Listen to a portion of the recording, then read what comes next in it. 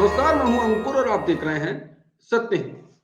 सत्य हिंदी के बुलेटिन में एक नजर अब तक की सुर्खियों। हिंडनबर्ग की रिपोर्ट आने के बाद अडानी ग्रुप लगातार इसको झूठ और निराधार बता रहा है। इस बीच अडानी समूह की सफाई पर हिंडनबर्ग रिसर्च ने सोमवार को कहा कि धोखाधड़ी को राष्ट्रवाद या एक सदी हुई प्रतिक्रिया से झुटलाया नहीं जा सकता है। अडानी समूह ने मूल रूप से उठाए गए हर प्रमुख आरोप को नजरअंदाज कर दिया है। बता दें, अडानी ने रविवार को हिंडनबर्ग रिसर्च के आरोपों का जवाब 413 पेज की रिपोर्ट जारी करके दिया था। इसके बाद हिंडनबर्ग ने कहा है, अडानी समूह ने भारत की सफलता के साथ अपने चेयरमैन गौतम अडानी की तेजी से बढ़ती संपत्ति को मिलाकर बताया है, जो भ्रमित करने की कोशिश है। हम असहमत हैं। हम मानते हैं कि भारत एक जीवंत लोकतंत्र और एक रोमांचक भविष्य के साथ एक उभरती हुई महाशक्ति है। हिंडनबर्ग ने कहा, हम ये भी मानते हैं कि अडानी समूह भारत के भविष्य को रोक रहा है और भारतीय झंडे की आड़ में भारत को लूट रहा है। हिंडनबर्ग रिसर्च ने कहा कि मूल मुद्दों से ध्यान हटाने की कोशिश की गई और इसके बजाय एक राष्ट्रवादी कहानी को हवा दी गई। पीएम मोदी और गुजरात दंगों को लेकर बनाई गई बीबीसी की documentary India the Modi question को ब्लॉक करने के केंद्र सरकार के फैसले को चुनौती देने वाली याचिका पर सुप्रीम कोर्ट 6 फरवरी को सुनवाई के लिए तैयार हो गया है। लाइव लॉ के मुताबिक अधिवक्ता एमएल शर्मा ने याचिका दायर की है, जबकि एक अन्य याचिका पत्रकार एन राम, अधिवक्ता प्रशांत भूषण और कुछ अन्य ने दायर की है।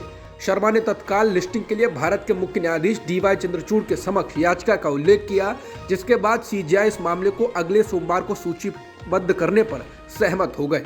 दूसरी याचिका का उल्लेख करते हुए वरिष्ठ अधिवक्ता सीयू सिंह ने कहा, केंद्र ने सोशल मीडिया से डॉक्यूमेंट्री के लिंक को हटाने के लिए आईटी नियमों के तहत इमरजेंसी शक्तियों का प्रयोग किया है। उन्होंने कहा कि एन राम और अधिवक्ता प्रशांत भूषण के ट्वीट हटा दिए गए। सिंह ने आगे कहा, केंद्र ने अभी तक ब्लॉक करने के आदेश का औपचारिक रूप से प्रचार नहीं किया है। उन्होंने कहा कि डॉक्यूमेंट्री की स्क्रीनिंग के लिए छात्रों को विश्वविद्यालयों से निष्कासित किया जा रहा है, जिसके बाद सीजेआई मामले को सूचीबद्ध करने पर सहमत हुए। अजमेर में राजस्थान केंद्रीय विश्वविद्यालय ने कम से कम 11 छात्रों को 14 दिनों के लिए निलंबित कर दिया है। इन्होंने कथित तौर पर प्रधानमंत्री मोदी पर बनी बीबीसी की डॉक्यूमेंट्री देखी थी। 26 जनवरी को विवादित डॉक्यूमेंट्री दिखाए जाने के बाद विश्वविद्यालय परिसर के अंदर विवाद शुरू हो गया था। तब उसने डॉक्यूमेंट्री पर प्रतिबंध लगा दिया। विश्वविद्यालय के अधिकारियों का कहना है कि छात्रों पर कार्रवाई अनुशासनात्मक आधार पर की गई और डॉक्यूमेंट्री से जुड़े मामले में नहीं। उन्होंने दावा किया कि डॉक्यूमेंट्री पर प्रतिबंध लगाने का निर्णय छात्रों की कानून व्यवस्था और सुरक्षा बनाए रखने के लिए किया गया।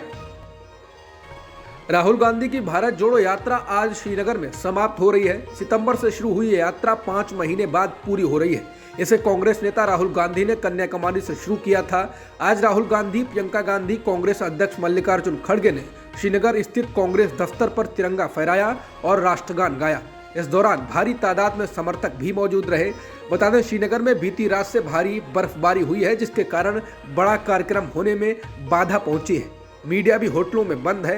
हालांकि राहुल गांधी झंडारोहण के कार्यक्रम में शामिल होने से पहले बहन और कांग्रेस महासचिव प्रियंका गांधी पर बर्फ फेंकते दिखाई दिए। राहुल गांधी ने जम्मू कश्मीर में सुरक्षा स्थिति को लेकर केंद्रीय गृह मंत्री अमित शाह पर रविवार को प्रेस कॉन्फ्रेंस के दौरान निशाना साधा। उन्होंने जम्मू कश्मीर में टारगेट किलिंग और बम विस्फोट को लेकर सवाल उठाए। राहुल ने कहा, अगर स्थिति इतनी अच्छी है तो भाजपा के लोग जम्मू से लाल चौक तक पैदल क्यों नहीं जाते। उन्होंने कहा, जब स्थिति इतनी सुरक्षित है तो अमित शाह जम्मू से श्रीनगर तक पैदल क्यों नहीं चलते हैं। राहुल की यह प्रतिक्रिया तब आई जब उनकी भारत जोड़ो यात्रा को 2 दिन पहले ही कथित सुरक्षा चूक के कारण अस्थायी रूप से रोकना पड़ा था। हालांकि पुलिस ने किसी भी तरह की चूक से इनकार किया।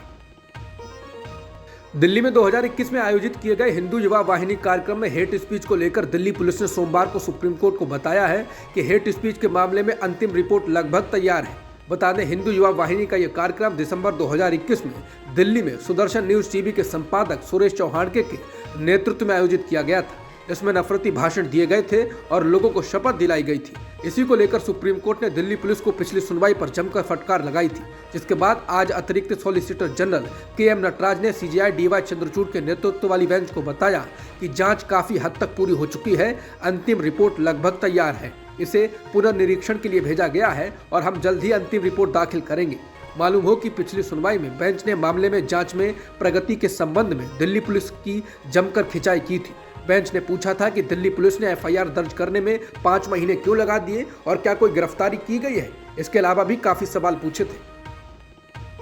ओडिशा के मुख्यमंत्री नवीन पटनायक ने राज्य के स्वास्थ्य मंत्री नब किशोर दास को अंतिम श्रद्धांजलि दी।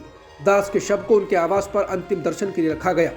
बता दें, रविवार को एक पुलिसकर्मी ने स्वास्थ्य मंत्री को गोली मारी थी, जिसके बाद निजी अस्पताल में इलाज के दौरान उनकी मौत हो गई।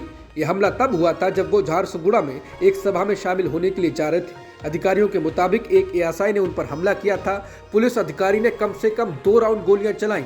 उनके सीने में गोली लगी थी। रिपोर्ट के अनुसार मंत्री गंभीर रूप से घायल हो गए, जिन्हें अस्पताल ले जाया गया, जहां उनकी मृत्यु हो गई। गोली चलाने वाले पुलिसकर्मी की पहचान एएसआई गोपाल दास के रूप में हुई है। फायरिंग के पीछे की सही वजह का अभी तक पता नहीं चल पाया है। समाचार एजेंसी एएनआई के मुताबिक नब किशोर दास पर हुए हमले की जांच क्राइम ब्रांच को सौंपी गई है। बिहार बीजेपी के अध्यक्ष संजय जायसवाल ने कहा कि पार्टी नीतीश कुमार से अब कभी हाथ नहीं मिलाएगी, जिसके जवाब में मुख्यमंत्री नीतीश कुमार ने भी भविष्य में भाजपा के साथ गठबंधन की किसी भी संभावना से इनकार करते हुए कहा, मैं भाजपा से हाथ मिलाने के बजाय मर जाऊंगा।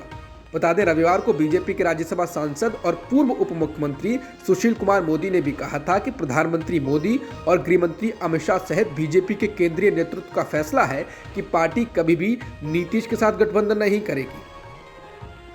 भारत ने रविवार को पहले आईसीसी अंडर 19 महिला T20 विश्व कप को जीतकर इतिहास रच दिया। इसने फाइनल में इंग्लैंड को हराया। 69 रनों का पीछा करते हुए भारत ने शेफाली वर्मा और श्वेता सहरावत को जल्दी खो दिया, लेकिन जीत ऋषा और सौम्या तिवारी ने भारत को चैंपियन बनाने के लिए ठोस साझेदारी की। 69 रन के लक्ष्य का पीछा करते हुए भारत ने 14 ओवर में 3 विकेट खोकर लक्ष्य हासिल कर लिया। अब तक की खबरों में इतना ही। बाकी खबरों के लिए बने रह सकते हैं आप सत्य हिंदी के साथ।